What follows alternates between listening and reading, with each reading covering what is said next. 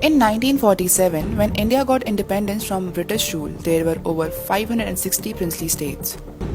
The then Deputy Prime Minister and the Home Minister Sardar Shri Vallabhbhai Patel and VP Menon, the Secretary of the Ministry of States, jointly took the task of integrating these princely states to the Indian Union.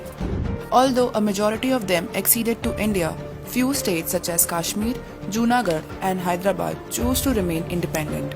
The state of Hyderabad was the richest and the largest among all the princely states ruled by the 7th Nizam Mir Osman Ali Khan. Hyderabad covered a vast area of 2,14,190 square kilometers in the Deccan region, and Hindus comprised 85% of the total population.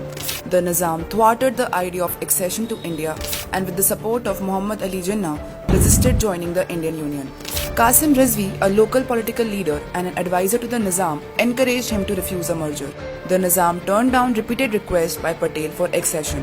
A standstill agreement was signed on November 1, 1947 with the Nizam and India, promising to maintain a status quo in Hyderabad for 1 year. During this period, fearing a civil uprising, the Nizam sought help from Qasim Rizvi, who established an organization called the Majlis-e-Ittehadul Muslimin and mobilized a militia called Razakars. The Razakars, led by Rizvi, took out demonstration in October 1947 against the agreement.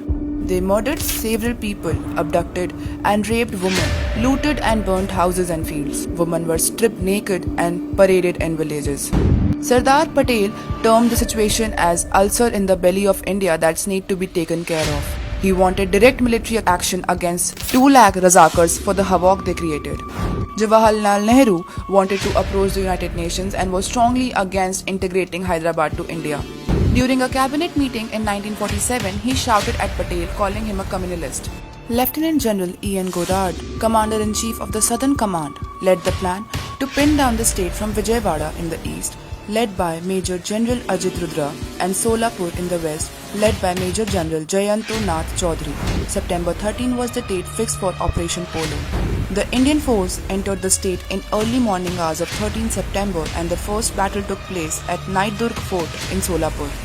On the second day of the operation under the command of Major General D.S. Brar, the Indian force captured Aurangabad, and on the third day, airstrikes were carried against the state army.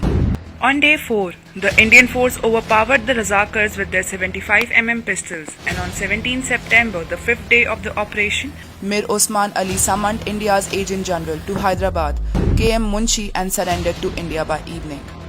Rizvi was arrested and jailed for life, and in 1957, Nehru would release him on a condition that he would migrate to Pakistan.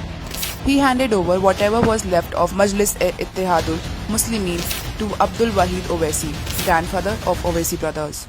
Had it not been for Sardar Vallabhbhai Patel, India would have had another large wound right at the center. The Iron Man of India averted yet another tragedy that could have happened because of Nehru. The nation salutes Sardar Vallabhbhai Patel on Hyderabad Annexation Day.